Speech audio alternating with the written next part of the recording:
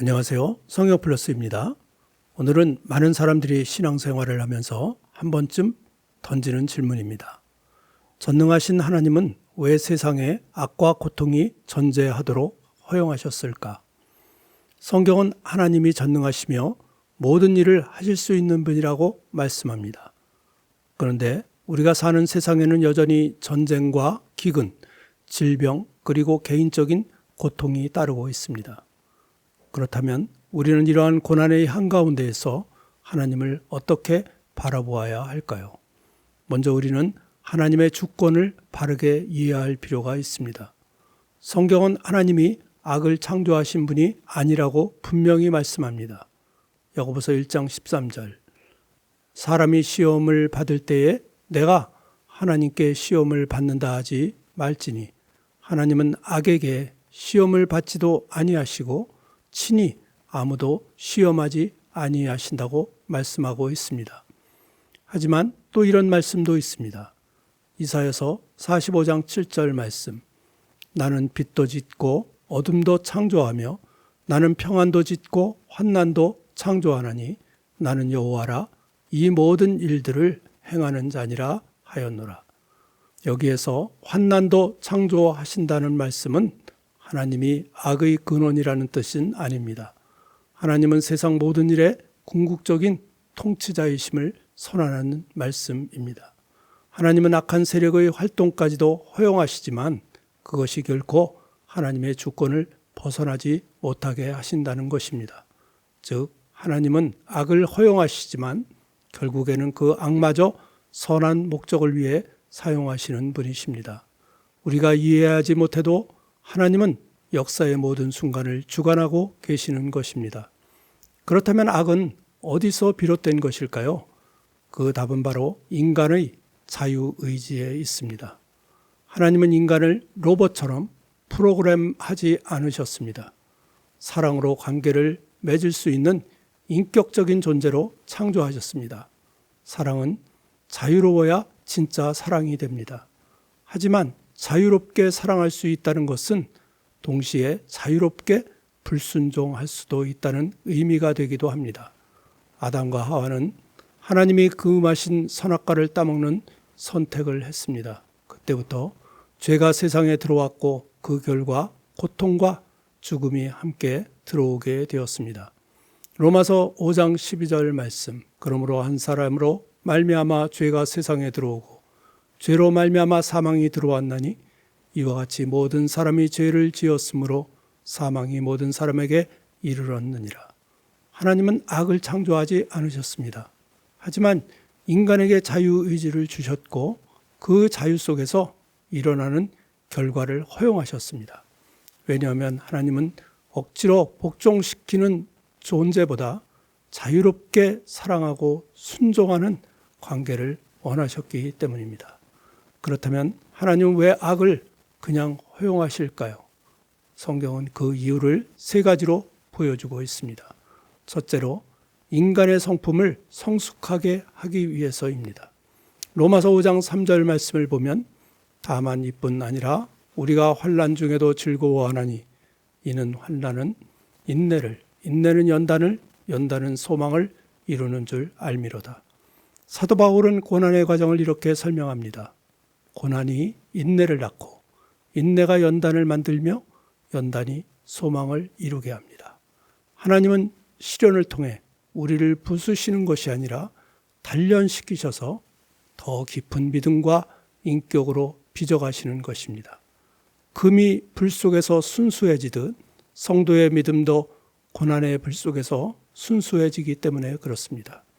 고난을 통해 우리는 세상을 의지하던 손을 놓고 하나님만을 붙잡게 되는 것입니다.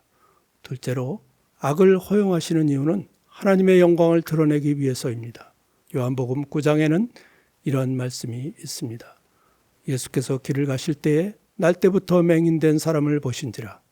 제자들이 물어 이르되 랍비여 이 사람이 맹인으로 난 것이 누구의 죄로 인함이니이까? 자기니이까? 그의 부모니이까? 예수께서 대답하시되 이 사람이나 그 부모의 죄로 인한 것이 아니라 그에게서 하나님이 하시는 일을 나타내고자 하심이라. 인간의 고통은 고통 자체가 목적이 아니라 그 고통을 통해서 하나님의 영광과 능력이 드러나고 있다는 것입니다. 요셉은 형제들의 시기와 미움으로 인해 구덩이에 던져지고 이집트로 팔려가 노예로 살았습니다. 보디바르의 집에서 성실하게 일했지만 억울한 누명을 쓰고 감옥에 갇히기도 하였습니다. 인간적으로 보면 끔찍한 불행의 연속이었습니다. 하지만 하나님은 그 모든 과정을 통해서 요셉을 하나님의 큰 일을 감당할 사람으로 준비시키고 계셨던 것입니다. 결국 요셉은 애굽의 총리가 되어 흉년 속에서 수많은 사람을 구원하였습니다. 그리고 가난을 피해 애굽으로 식량을 구하러 온 형제들에게 요셉은 이와 같이 말합니다. 창세기 50장 20절 말씀. 당신들은 나를 해하려 하였으나 하나님은 그것을 선으로 바꾸사 오늘과 같이 많은 백성의 생명을 구원하게 하시려고 하셨다고 고백을 합니다. 하나님은 악한 사람의 의도조차 선으로 바꾸시는 분이십니다. 우리의 눈에는 이해되지 않는 고통이라도 하나님의 큰 그림 안에서는 구원의 통로가 되고 있는 것입니다. 셋째로 악을 허용하시는 이유는 우리에게 영원한 시선을 주시기 위해서입니다. 고린도후서 4장 17절은 이렇게 말씀합니다. 우리가 잠시 받는 환난에 경한 것이 지극히 크고 영원한 영광에 중한 것을 우리에게 이루게 함이니 우리가 주목하는 것은 보이는 것이 아니요 보이지 않는 것이니 보이는 것은 잠깐이요 보이지 않는 것은 영원함이라. 지금의 고난은 잠깐이지만 하나님이 예비하신 영광은 영원하다는 것입니다. 고난은 우리의 시선을 이 땅에서 하늘로 옮겨주시는 하나님의 손길인 것입니다. 악의 문제에 대한 하나님의 최종적인 대답은 바로 십자가입니다. 이사야서 53장 3절 말씀입니다. 그는 멸시를 받아 사람들에게 버림을 받았으며 간고를 많이 겪었으며 질고를 하는 자라.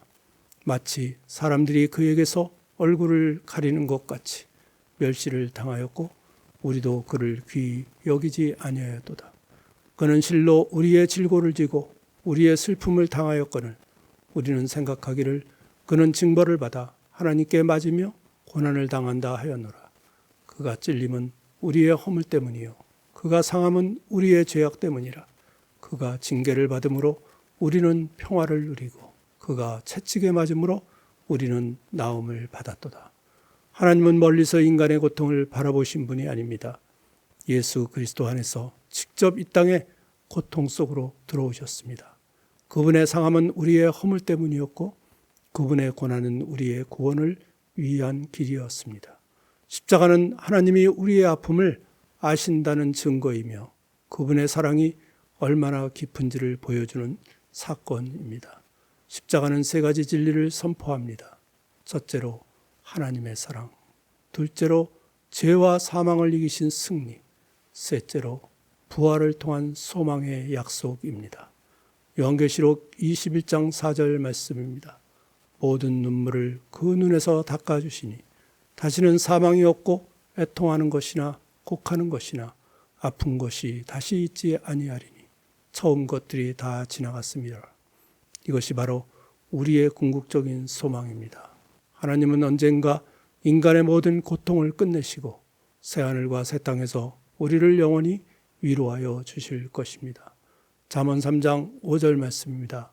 너는 마음을 다하여 여호와를 신뢰하고 내 명철을 의지하지 말라. 너는 범사에 그를 인정하라. 그리하면 내 길을 지도하시리라. 우리는 모든 것을 다 이해하지 못해도 하나님을 신뢰할 수는 있습니다. 욥도 큰 고난을 겪은 후에 이렇게 고백합니다. 내가 주께 대하여 귀로 듣기만 하였사오나 이제는 눈으로 주를 배옵나이다. 욥은 고난 속에서 귀로 듣던 하나님을 넘어서 눈으로 직접 하나님을 만났습니다. 그는 하나님에 대한 지식적인 신앙에서 고난을 통해 체험적인 신앙을 갖게 된 것입니다. 하나님은 악을 허용하셨지만 그 악을 통해 선을 이루시고 결국 십자가에서 완전한 사랑과 악에 대한 승리를 보여주셨습니다. 그러므로 우리 모두 고난 중에도 하나님을 신뢰하며 소망 가운데 걸어가시기 바랍니다. 하나님을 다 이해하지는 못해도 그분을 신뢰하며 살아가시기 바랍니다. 오직 주님의 사랑만을 믿고 소망 가운데 살아가며 오늘의 고난을 이기고 승리하시는 모든 성도님들이 되시기를 간절히 기도합니다. 아멘.